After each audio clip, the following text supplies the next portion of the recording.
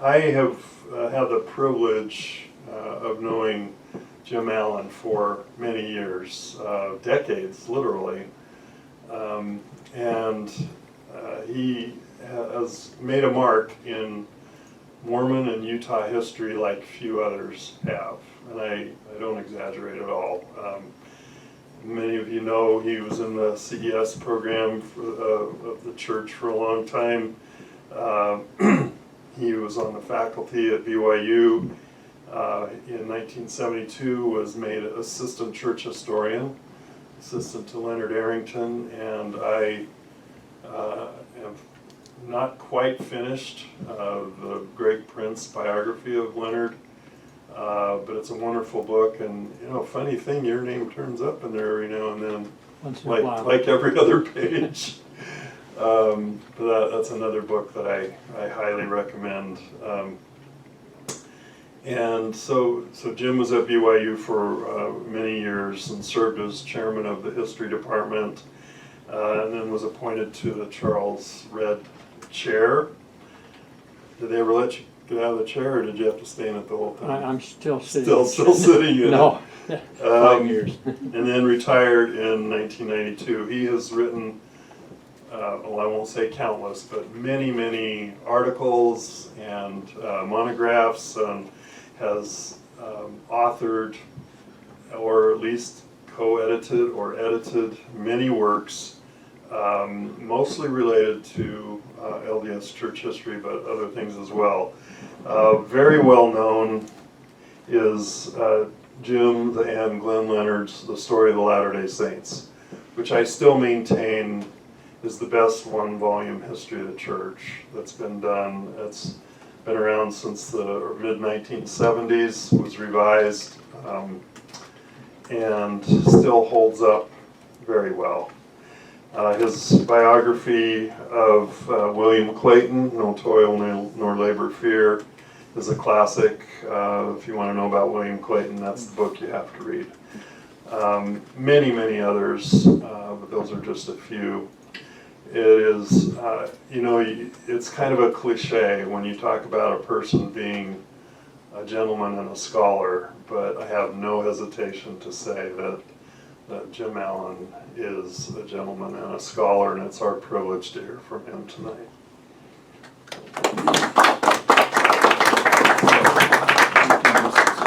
That there, we might have to do it. Oops, so that part works. You want to do it? It's probably better if we. Oh, yeah, that'd be good. He's done this way more times than I have. Yeah, every Sunday morning in Sunday school we have to do it. So if you want to stick that in your pocket or whatever. I'll get my stuff out of your way. Thank you. I'll bring my copy of the book along. You know, Kurt, I'm sure you realize it spreads it on way too thick. Way too thick. Well, that's just the way you wrote it. No, no, I don't know about that. I have to do a little disclaimer right at the beginning. How do I put this? Well, I'll start out this way by telling you a little story. We were at dinner the other night with some friends at a restaurant, and the fellow that's sitting with us said, "Well, you know, I know another restaurant where my wife and I had dinner the other day. It's really a good one. I can't remember the name of it." We pried him a little bit. I just can't remember it. Finally, he said, "What's that flower that has it's prickly and it has a big red thing?" He said, "Oh, that's a rose." He said, "Rose? What was the name of that restaurant we ate at last night?" I just turned 90, and I'm very proud of that, if nothing else. But when you turn 90, your memory seems to have a little problem. So if I answer "I don't know" to some of your questions, I could also answer, maybe I knew once, but I'm not sure now. But we will try our best at any rate. What did I think about? Oh, when he said we left out benchmark books, I apologize on that. But it reminds me of a friend of mine. This is a true story now. A friend of mine who used to work at Utah Valley University before it was UVU. It was Trade Tech at first, and then another name and so on. He was in charge of the body shop there, and he wrote a national textbook on how to bid for body shop or for body work. So I gave him a copy of the book because he's a good friend. 2 days later he came back and he'd read the book, and I was shocked that anybody would plow through it that fast. And he gave me a one-page analysis of the book, and he liked the book, but he said, and he took a whole paragraph to say, "You didn't say enough about Utah Valley University." Well, I didn't say enough about a lot of things, and Kurt, you're not the only one that got left out, I guess. But when you write a book like this, as you probably well know, there are all kinds of things that you are tempted to put a little bit more in, but then the publisher says, "More, you've got to cut it down, you've got to cut it down." So you cut it down and you leave a lot of things out. So if we left your favorite incident or your favorite territory or your favorite person or whatever it is out of it, why, I apologize, and we can't do anything about it now, so go ahead and criticize, and we'll just have to live with that.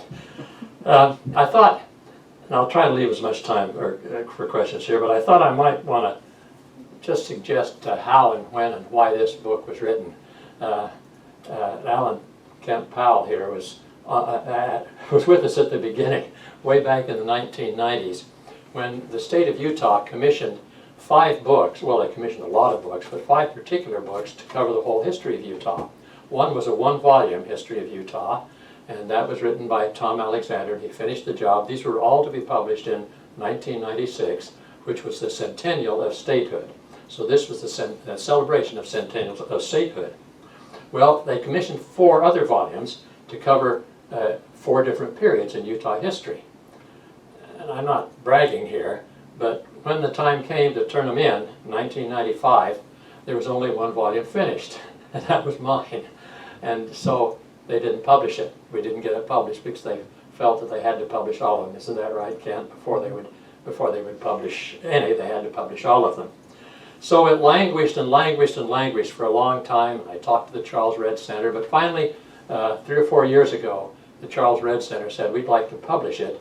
And they got together with the Utah State Historical Society, and I really thank Brian Cannon of the Charles Redd Center and Brad Westwood of the Historical Society for getting together and deciding that they could publish this book.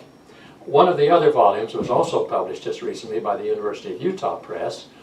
Brian Cannon got together with Chaz Peterson, who was the original author of that volume, and they finished Chaz's volume, and the University of Utah published it under, what's the name of it now? It's a strange name, but it's the Awkward State of Utah, and it takes Utah from statehood down to World War II.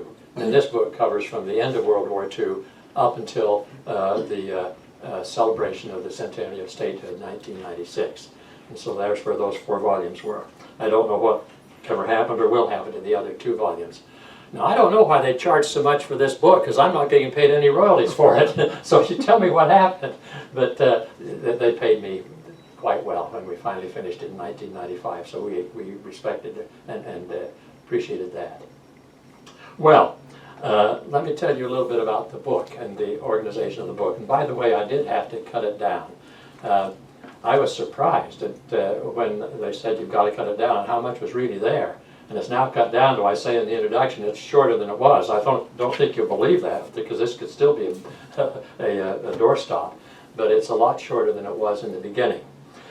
In the beginning, we had several chapters that were very, very long chapters. These are all quite long, but right now we have 7 chapters that generally follow the administration of the 7 governors in Utah during that period of time, beginning with right after World War II when Herbert B. Ma was governor, and ending up with the administration of Governor Rex Lee, not Rex Lee. See how I forgot? The ending up, the last governor in the period. Mike Lee. I said Rex Lee. Mike Leavitt. I'll come back in again in just a minute. Governor Mike Leavitt, of course. We had other things worked into it. I had a whole lot of economic stuff, which really wasn't very interesting, worked into 2 different chapters. And I could imagine people just skipping by those chapters. And when they said you have to cut out something, I finally decided, well, just condense all the economic stuff, work it into the relative chapters and let it go at that, and it surely works a lot better than that. Then I had 3 chapters that I thought were fairly important, and at least in my mind, they're some of the best chapters of the book. If there's any that are good, these aren't bad. And these are the 3 last parts of the book that we now include as appendices. One on Utah's ethnic minorities, one on Utah and the arts, and the other one on religions in Utah. I had those interspersed in the book originally, and then when the Red Center says you've got to cut something out, I said, well, if we have to cut something out, I guess we'll have to cut those chapters out. So we cut the chapters out. Then they said, you might have a little more space, so we put it back in as appendices. And I'm really appreciative of Brian Cannon for letting us do that, because I think that doing something that gives a kind of a comprehensive picture of religion in Utah in the last half of the 20th century is really quite important. I've had several people say as they've looked at the book, I didn't know that there were that many churches in Utah. But I had a really good research assistant by the name of Jesse Bushman, who he finally finished a master's thesis at BYU on non-Mormon churches in Utah.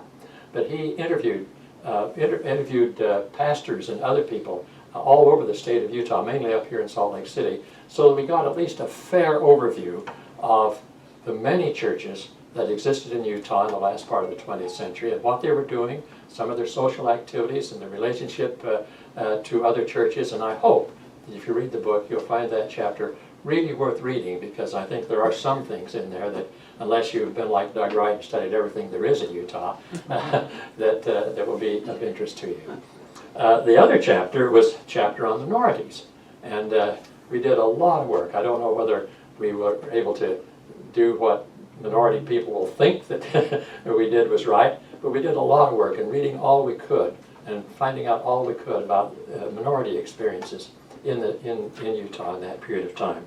And so we have a chapter on that, and then finally a chapter on the arts. And I was really grateful to Vern Swanson, who was the director of the Springville Museum of Art. He has 2 or 3 books on Utah art, but after I finished this chapter, I took it down and had him read it, and if I could get his approval, I'd feel it was okay to put out. And so we got his, he read it, he made a few suggestions, and patted us on the back and said, go on your way, so to speak. And so we were very happy to have that book in that talks about some of the great artists, not just art in terms of painting, but also dance and what am I trying to say, orchestras and all of the other things that of an artistic nature in Utah are covered in that chapter. So I hope you'll find that very as well. Well, within the chapters, I've tried to cover various topics within each chapter. Things such as politics, economic development, education, change, environment, law and order. And so if you kind of want a history of education in Utah during that period of time, go through the chapters and put the education sections together, and you can get a chronology of things dealing with education in Utah. It's not very comprehensive, but it does bring up, or does discuss, the financial problems and some of the other kinds of challenges that were faced by education, changes in educational approach, and the fights with the governors, particularly in the beginning, the fight with Governor J. Bracken Lee. And I guess the chapter on J. Bracken Lee was in some ways the most fun chapter to write, because I cringed so much every time I saw something that he would say about teachers, or every time I saw him trying to get out of paying income tax, or all the other things that he did. It was fun to look at and fun to work on. There are a few people, I'm not going to give you a summary of the book, but as I went through just in my head the other day, there are a few people that don't appear very strongly in the book, but as I was working on it, I was kind of impressed with what they did. One of them was Reva Beck Bissoni. I'm sorry about that. We'll turn this off. I don't know if that was. I'll try to change that. As you know, Reva Beck Bissoni was a traffic court judge here in Salt Lake City, but she decided she would get hard-headed with the people that were drunk driving and reckless driving and so on. So she got 3 cities together, Salt Lake City and Provo and Ogden, and got a committee, Tri-City Commission to try to deal with traffic problems. And during all the time that she was the head of that committee, they were able to enforce traffic laws better. They were able to get heavier fines and heavier penalties for people who were accused of those things. As soon as she was elected to Congress, that committee broke up, unfortunately. But she was quite an outstanding woman, and I'd like to have done more about her in the book. We just have a couple of paragraphs, but these are some of the people that kind of stand out in my mind, other than our governors, as I was trying to go through the book. She was elected to Congress in 1948, and unfortunately she served only one term. Another person that I felt strongly for, and as I was going through the book, was Senator Arthur V. Watkins. As you know, as some of you know at least, he became United States Senator from Utah in 1947. And I guess I felt a kind of a personal attachment to that because in 1945 I joined the United States Navy, and after boot camp I was sent to Washington, D.C., and I was sent to a photo lab, and I became a Navy photographer. I went to Pensacola, Florida for photography school, and when I came back in 1947, Arthur V. Watkins had just shown up as a senator, and so all of the young LDS Latter-day Saints that went to Washington, Lord, what do I do about that? I didn't know how to, excuse me, I will silence the thing.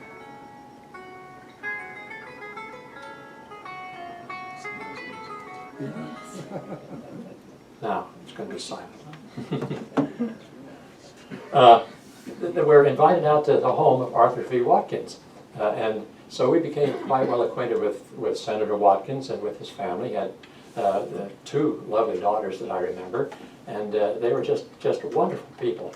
And so when we started writing this, I've got to find out everything I can about Arthur Watkins. Well, he did several things that to me were fairly important, and one of them I would kind of disagree with, but one of the things that he was saddled with after, in 1954, was chairman of a committee to investigate Joseph R. McCarthy. Are you all old enough to remember Joseph McCarthy? Okay. I was talking with a group the other night, and they weren't old enough to remember anything like that, but you people, you do. The McCarthyism tactics were vicious. And in fact, Utah, when Senator Elbert Thomas was running for re-election, McCarthyism hit Utah, as some of you know, and he was crucified by people who were acting very much like Joseph McCarthy. Joseph McCarthy saw a communist behind every bush.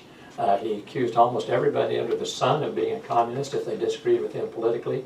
If they were the least bit liberal, they were influenced by the Communist Party.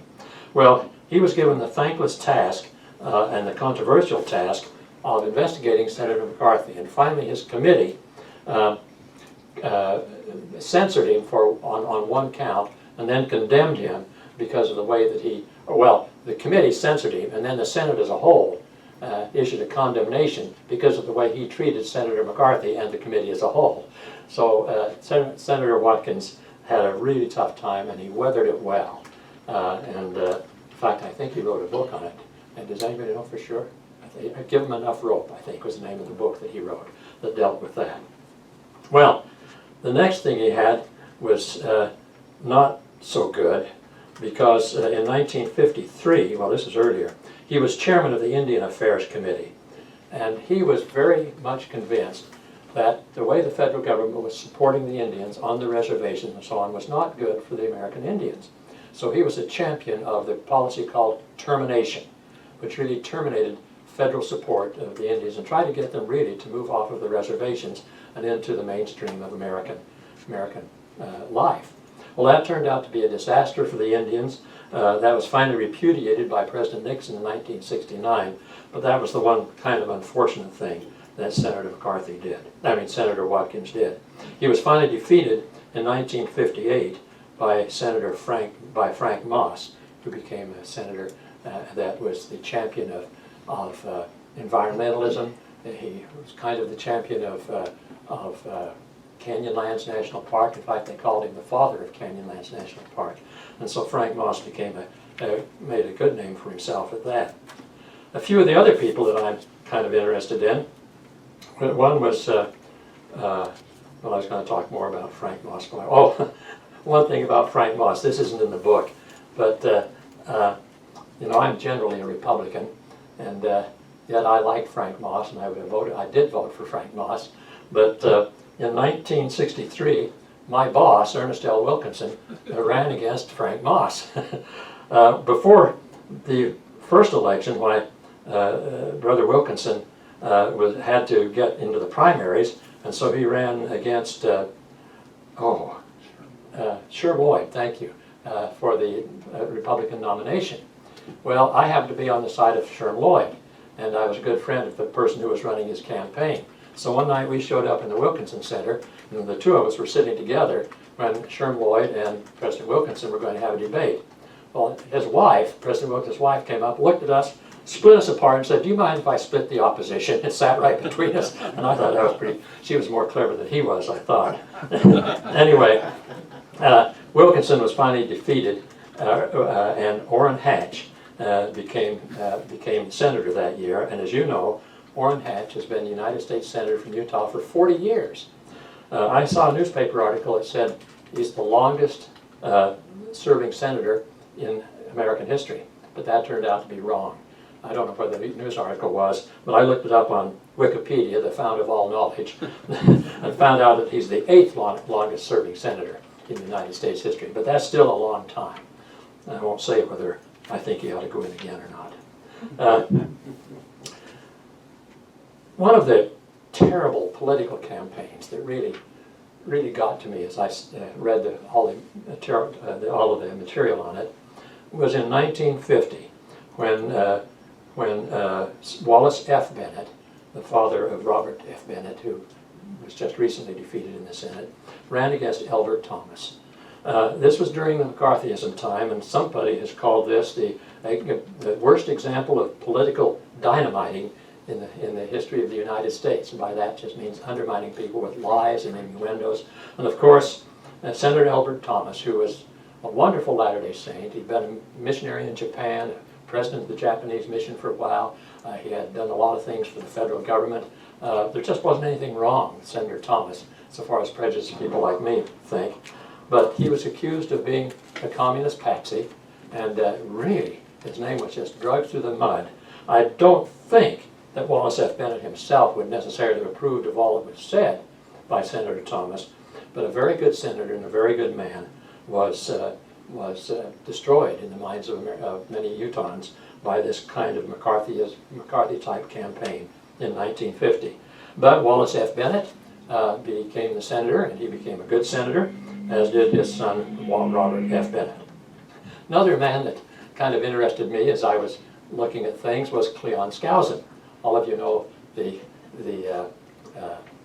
history of Cleon Skousen and all of the things that he's done in terms of writing church books and other kinds of things. But for a while, after J. Bracken Lee became mayor of Salt Lake City, as you know, Cleon Skousen was made police chief in Salt Lake City. And people thought that Cleon and the mayor would get along very well because they were both very, very conservative Republicans.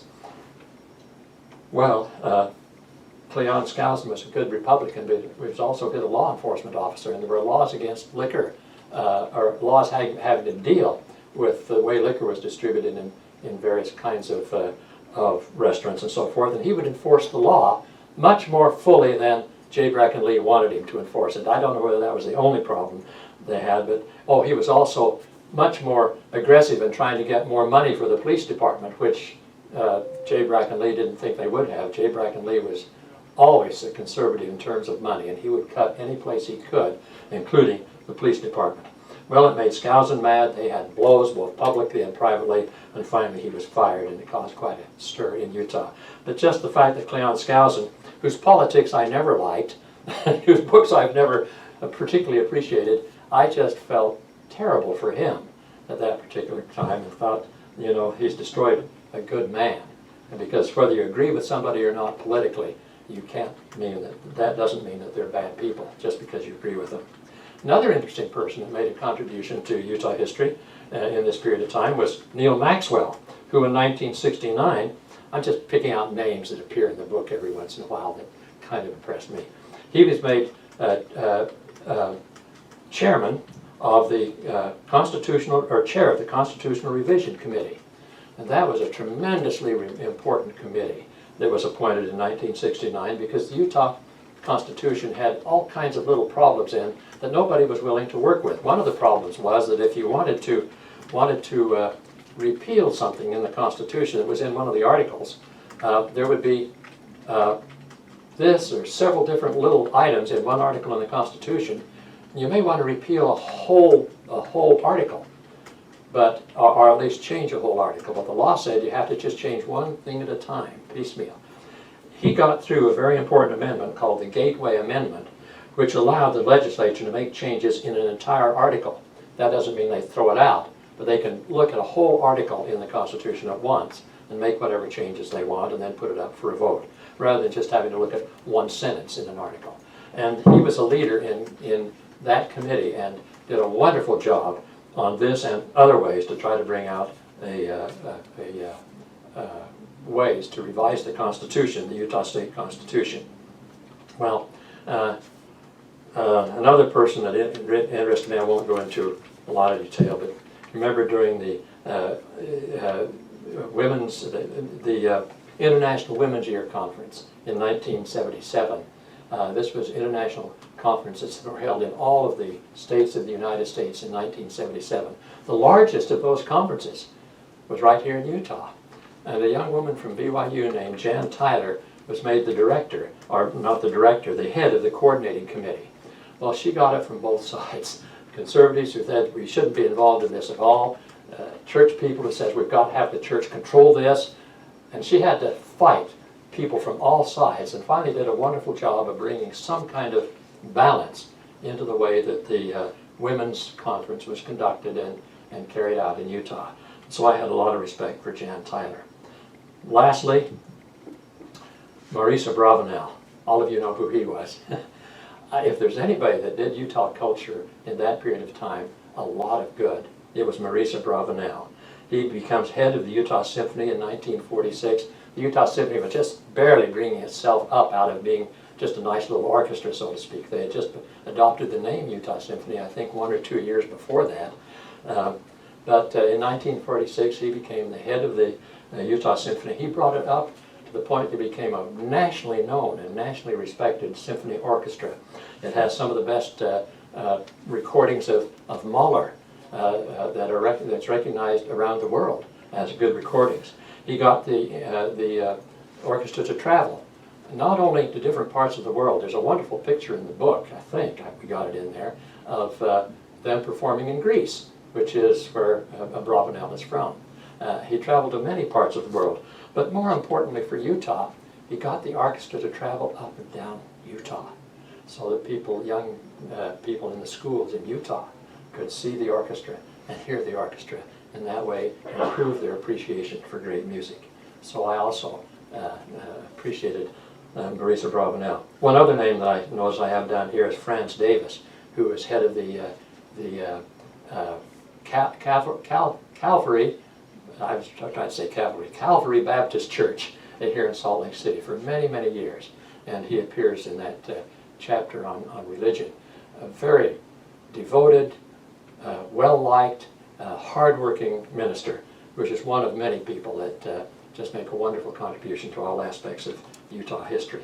Well, as I said before, there's all kinds of things covered in the book. I don't know exactly what I would want to say more about it unless you have some questions, either about that or something else.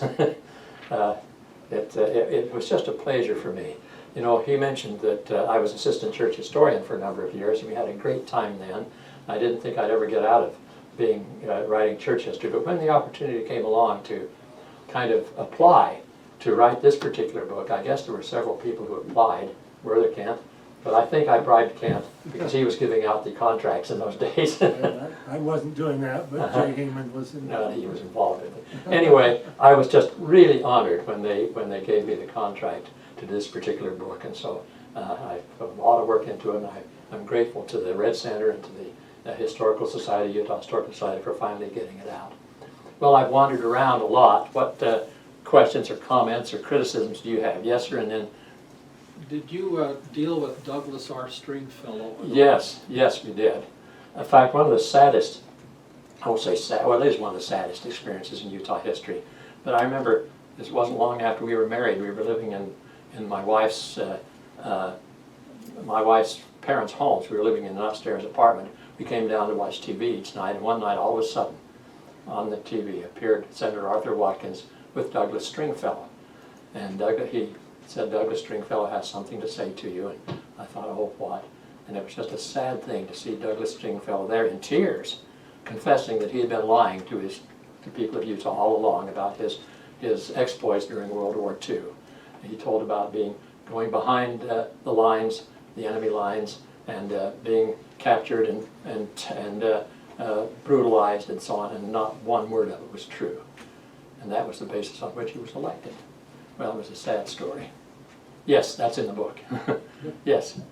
So I look at this book and just having breezed through it, it is a tremendous amount of information. Can you describe how you just approached this and researched it and organized it? Because it is a vast quantity of information to cover, 50 years and the just breadth of the topics. I'm just interested on the process. How Look you at the organize footnotes and you'll know. Well, that's an interesting question. And I don't even remember myself. Remember, I told you big about it. No, actually, you just start out. You are lucky enough sometimes to get people to work with you, like that research assistant that BYU was still willing to offer me, even though I retired in 1992. I still stuck around for a while, and they still gave me some research assistance. I was working on a couple of other projects, but it's not just the research assistance on this one. It was just a matter of sitting down and, for one thing, starting to go through all the newspapers.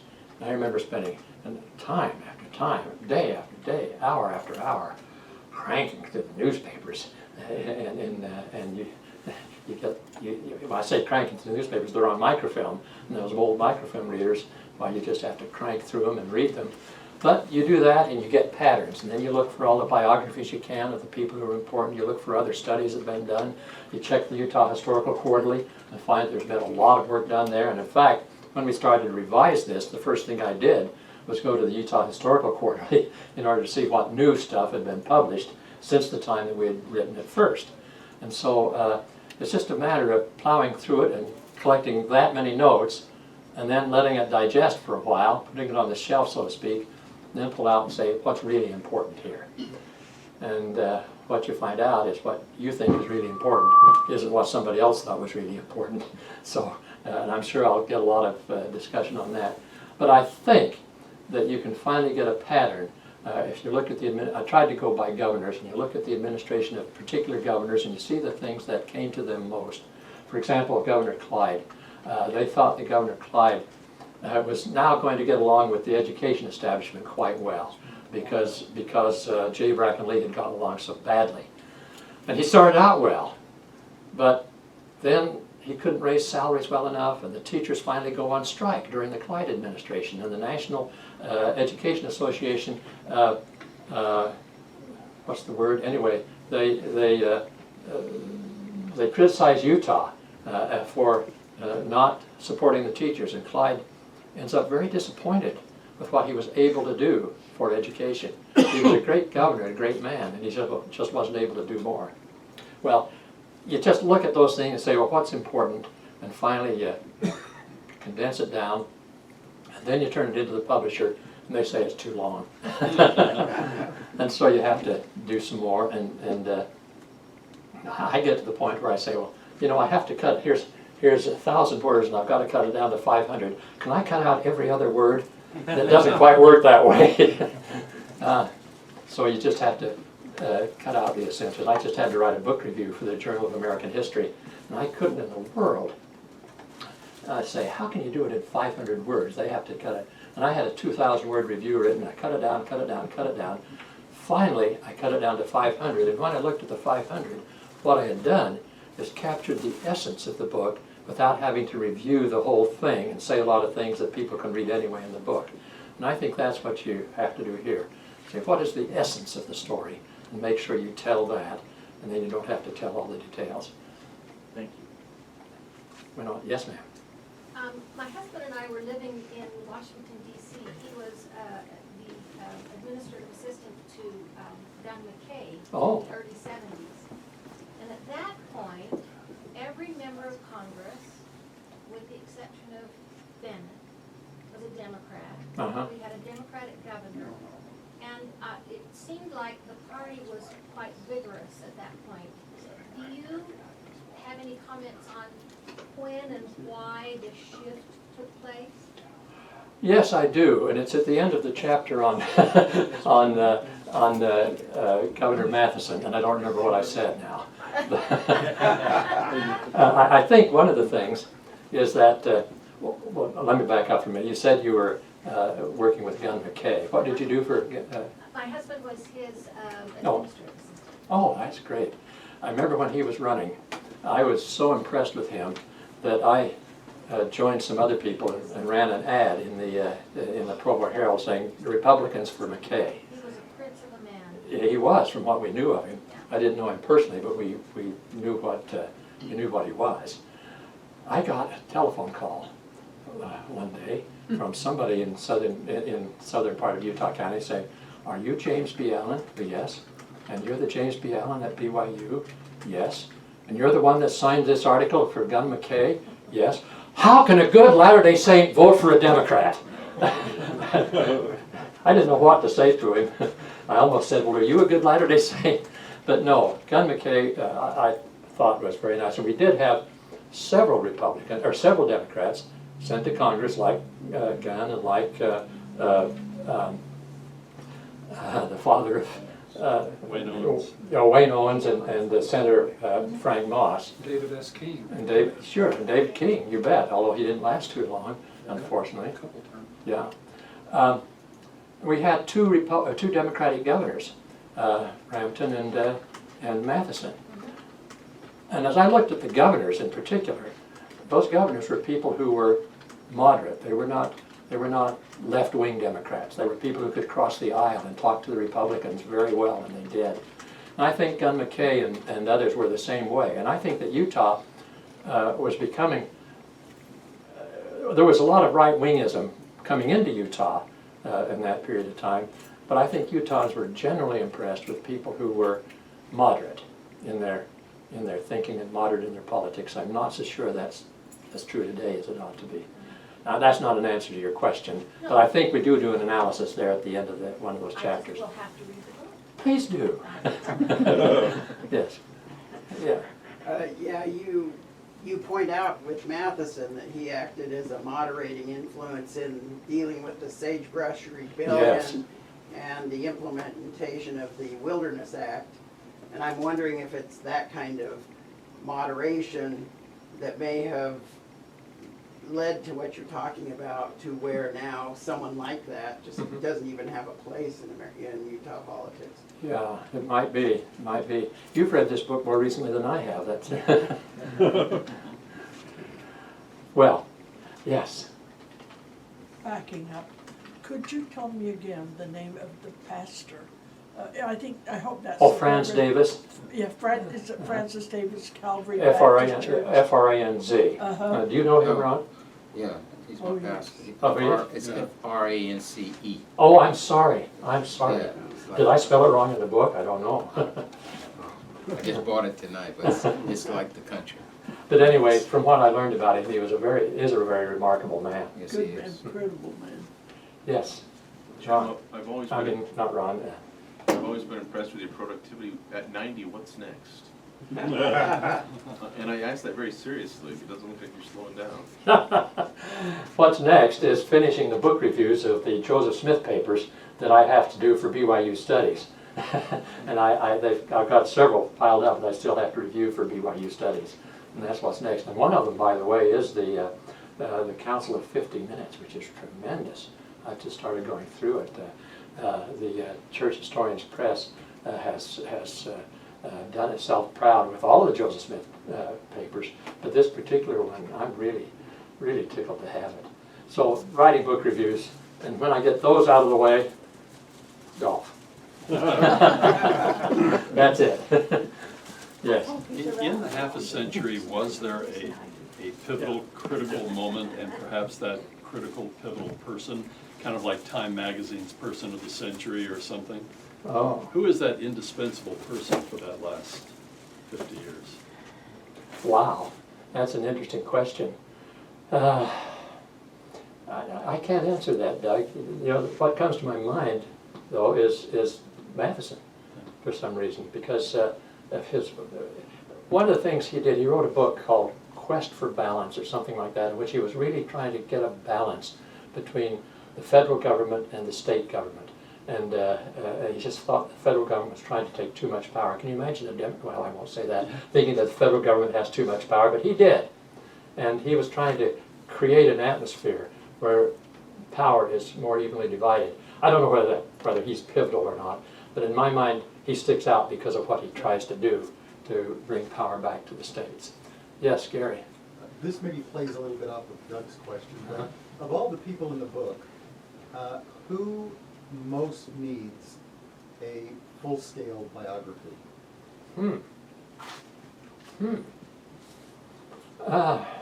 That's an interesting question. I think Matheson does, although there is one. There is a biography on each of them, but mostly they're kind of biographies written by family members and friends. But I think Matheson and Rampton, somehow I'm more impressed with the Democratic governors than I am with the Republican governors, but they're all good people. And I think they need some full-scale biography. Are you going to write it? No. Somebody else will. Any other questions I can't answer? Yes. Could you reflect on your time as the assistant church historian and how that might have influenced your writing of this particular volume? And do it in 30 seconds. Yeah. I was at a study group last Saturday night. It was called the Root Beer Float Reading Society. And they wanted me to reflect, they had a list of questions they wanted me to deal with, and I was all set to deal with them. But the first question was asked before I started, who introduced me, said, "But would you please start out by reflecting on your time as a assistant church historian?" And that took 2 hours, and I never did get to the other questions. So do you really want me to do that? No, just in a few minutes here. I have to tell you that I was absolutely shocked, and I guess it was in January of 1972 when I got this telephone call from Leonard Harrington that said that I'm going to be appointed church historian, he told me, and I'd like you and Davis Bitton to be my assistant church historians. I remember it was in the evening and I was standing by the bed and I just kind of fell down on the floor, just sat down on the floor, kind of overwhelmed with that, because we had been working with Leonard for a long, long time. Several of us had been called in by one or two of the general authorities saying, asking us about, what do you think we ought to do about the historical department, this kind of thing. They had interviews with several people, including Leonard and myself. I don't think I was being primed to be church historian or anything like that, but they were asking all of us what they thought, or what we thought ought to be done. Well, finally they appointed Leonard, and he asked Davis and I to help him. And it was starting out just like, what do you want to say, almost like Camelot. In fact, they began to refer to that at that period of time as Camelot, because Leonard had the full approval of the First Presidency of the church to go ahead with various projects, and he had, one of the great things about Leonard was that he wouldn't go ahead with a project until he could get it approved by the First Presidency of the church. And so all of the projects that were going to go were approved by the First Presidency of the church.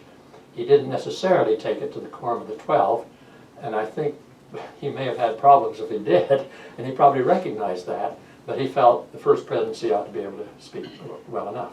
So we went ahead with projects, and he outlined various kinds of projects, including the one that became the Story of the Latter-day Saints, a book that would be good for members of the church, and then another book that was called The Mormon Experience, which he and Davis wrote, that would be published by a non-Mormon press. And our commission was is to, we didn't necessarily want to be revisionists and undermine all that had ever been said about church history. We don't believe in doing that. In fact, there were most of the church histories that were written that were good. We're not even critical of Joseph Fielding Smith's history of the church. Some people think we might be. He handled the Mount Meadows Massacre, for example, quite well. In just a couple of paragraphs, but quite well. But you take advantage of all the new scholarship, and at that particular time there was a transition going on in terms of attitudes toward the writing of history. I'm taking longer than I think, but I just have to tell this one story. When I first began to do historical research was in 1954, the year that I graduated from Utah State University. And I'd finished all, George Ellsworth, and how many here remember the name George Ellsworth? Okay, he was my mentor. The first year I went to Utah State University, he was a young professor there. He and I started out at Utah at the same time. He up there and me down there. And he was my mentor so far as history was concerned. Well, the last year, or the last that I was there, I'd taken all my undergraduate classes, and he allowed me to take his graduate class in the writing of history, how to write history.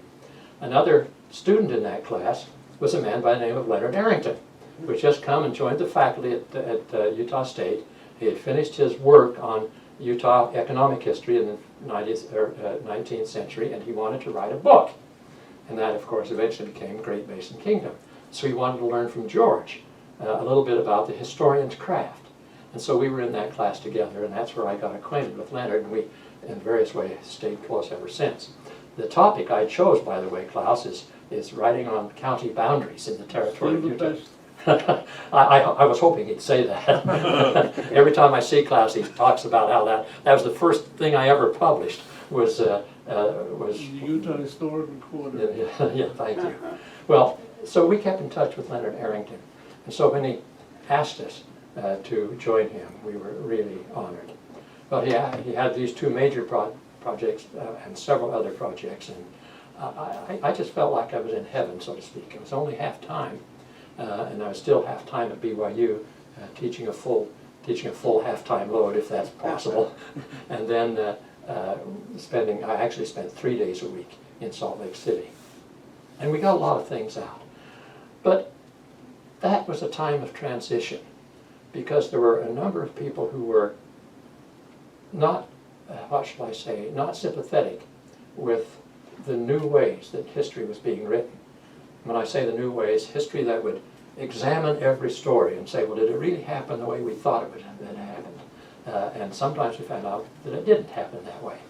And there were people in the church that didn't like it. For example, one of the first things I did when I was going to do this topic was go up to the church historian's library to try to look at some of the materials they have there that might affect my understanding of counties. By the way, we actually did an article in the Utah Historical Quarter later on county government in the territory of Utah, how the judicial and the legislative and the executive were all wrapped up in one person in the county government. And we wrote an article on that.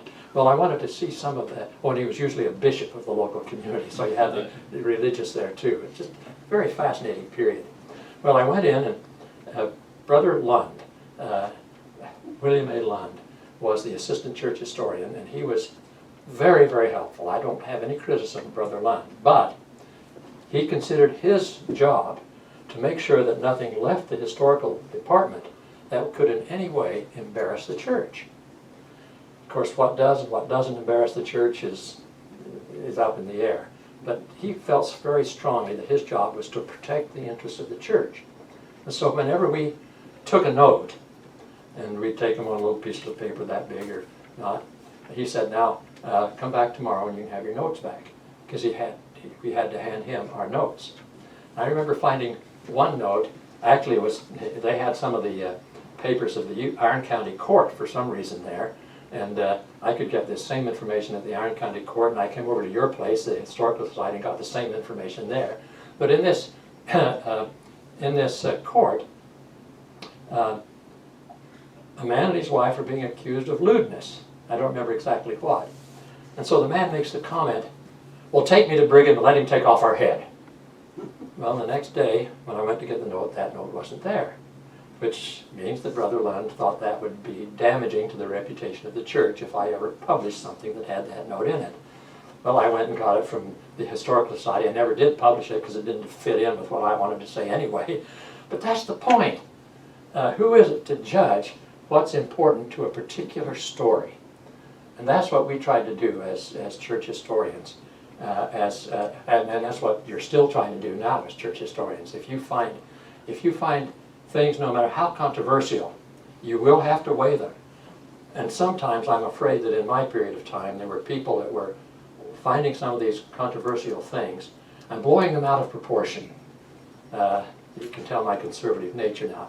And you'd almost think if they found, for example, that Joseph Smith used tobacco, that would be a whole article and not tell you anything about the rest of Joseph Smith. And you distort the image by the way you use a story. Well, there's some stories you don't use, and there's some stories you put in a different context in order to try to explain it right. Well, there were some people who were fearful of new ideas, I think, and fearful of new approaches to LDS history, and fearful that if you say too much, if you let too much out, it will hurt the young people of the church. I remember being called in at one time, not to be criticized, but one of the apostles, I won't say who, called me into his office one day and said, "Jim, tell me why it is that you historians," he didn't say you historians, he said these historians, want to say some of these stories. And as we talked about, he said, "I'm just really concerned about the youth of the church and the young people in the church and those who are new in the church, that some of the things that historians want to write is going to hurt their testimony and drive them out of the church." Well, I could understand his perspective, but for myself, I couldn't disagree more if those stories were told in the right context. And we had the feeling that no matter what it is, if it's important to understanding the church, you can talk about it, but you can talk about it in an atmosphere that people will understand it. For example, plural marriage. Did you know that for a long time, the only big biography of Brigham Young written by Preston Nibley never mentioned polygamy once, because it would be hurtful to the members of the church. I had saw a diary at BYU when I was doing some of my, am I going on too long? I'm sorry. At BYU, where this bishop in the central part of Utah said in his diary, "Today I quit using tobacco because I thought if Brigham Young did it, I could do it too." Well, I thought that's a wonderful story, just a great story. But later on, that diary was published, and I was giving a fireside in Redlands, California, one time, and I had read that diary, and that story wasn't there. But one of his grandchildren was there, and I said, "Why was that left out of the diary?" And she just shook her head and said, "That was the biggest fight we had. Half the family felt that that would hurt the grandchildren, undermine their testimony if they knew their great-grandfather used tobacco. The other thought it was a great story and a faith-promoting story, really, but the good guys lost on that one."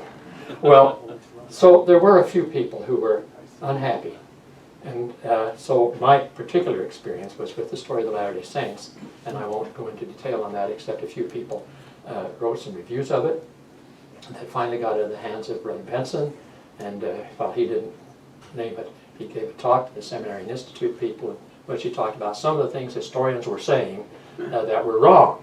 And some of the things were things that were in our book, but the way he interpreted them wasn't the way that they were in our book. And that's one of the problems you get when somebody's out to get you.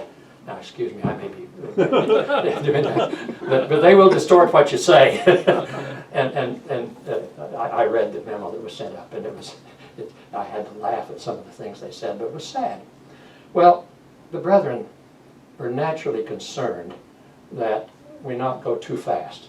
And I'm trying to defend the brethren here in getting out so much that we're going to change everything. And finally, they decided, and Brother G. Homer Durham was then made head of the historical department of the church, and we could see when he came in the handwriting on the wall, and he eventually transferred everybody down to BYU. And his point was, and he's been criticized for that, and I don't think he should have been, because his point was that you historians can do a better job with what you need to do at BYU, where you don't seem to be under the auspices of the church, than you could here. And I think he had a point under the conditions at the time.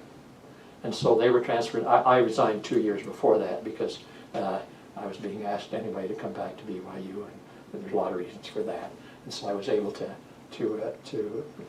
go ahead without being fired, so to speak. In fact, that's one of the questions that was asked me last Saturday night. I really feel bad about you, he said, and why you, and how you were fired. And I had to come back and spend 10 minutes telling him why I wasn't fired. But we wrote that book, but we wrote a lot of other things, good things. I'll just tell you one other little experience that really satisfied me a lot. You asked for it by asking the question. Keep going as far as I'm concerned. I was called into a meeting one time early in the 1970s where several people from BYU and some other people from other parts of the academic community were called in and said the brethren are concerned, some of the Quorum of the 12 were concerned about the fact that a lot of things are coming out that are embarrassing the church, and they'd like to have some way to meet those, but they don't want articles that will just be a reply to this or a reply to that. That you don't want to get that. They would like articles that will deal with those issues in a way that the readers of the Ensign will be able to deal with the issues once they see them. You know, that's something I really believe in, that good Latter-day Saints can write good and honest and correct history, and if they do it but within an obvious understanding of who they are, there's not going to be anything that's going to hurt people. I just don't believe that at all, unless somebody really wants to be hurt, and that's another issue. Well, we called in, and I was assigned to write an article about change. Now that's really interesting. Change is a topic that, well, I won't go into detail on it, but I was giving a talk back in Milwaukee at one time. Another professor and I had been sent back by BYU. The Alumni Association held meetings in various states, and the Milwaukee state sponsored us, and we talked. My companion was talking about race relations and trying to help us understand that we've got to improve in our understanding of other races in the church, and particularly talked about blacks and the importance of understanding what great people they were, what a contribution. This was before the revelation on priesthood, long before that. So, and then I was talking about the process of change in the church. And I said, I listed a lot of changes that had taken place. I said, don't be surprised as the church goes on, that as circumstances change, all kinds of policies and things change. After the talk, a newspaper reporter was there. And he said to us too, are you predicting there will be a change in the policy on the priesthood and blacks? And I looked at him and said, don't you dare say that, because that's not what we're saying. We could never predict that. Sure enough, in the newspaper the next day, Mormon professors predict change in priesthood policy. And we got called on the carpet. It got back to BYU. We had to prove by writing back to somebody else that we didn't make that statement. Well, to make a long story short, this article on change went through several committees and got turned down several times. Finally, a young man in the improvement or Ensign office said to me, I think I can write it for you in such a way that correlation will approve it. I said, go ahead and try. And he did, and they approved it. But I looked at it, and I didn't like it at all. But I said, well, it says a couple of the things that I want to say, so we'll let it go. But then Dean Larson, who by that time had become in charge of the publications of the church, got hold of it.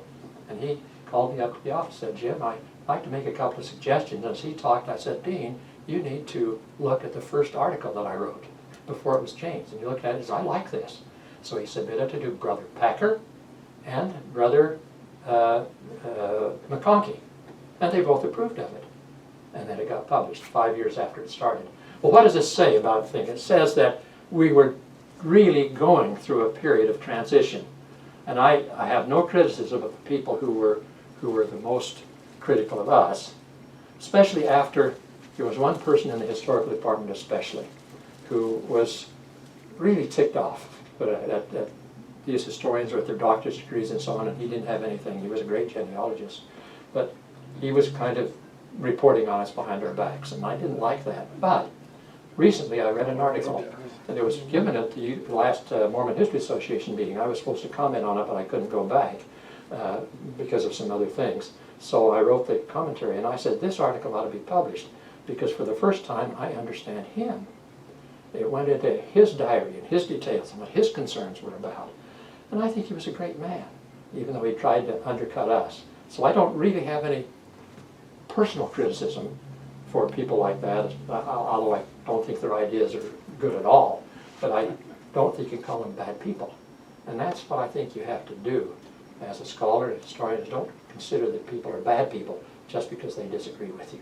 Well, we had a great experience, so we got a lot of good articles out as a result of the opportunities we had to look at the archives, and it was just a wonderful experience for us, even though there were some disappointments. And I am so happy about now is that we've come full circle. I said that was a time of transition. We are now in a place where the Church Historian's Office can really produce history, and they can really write history. And we have the Assistant Church Historian right here. And I just think it's a wonderful thing, what they're doing now. I wish I were 50 years younger so I could be in there with you. I was 50 years younger 50 years ago. Well, thanks for your time. I'm just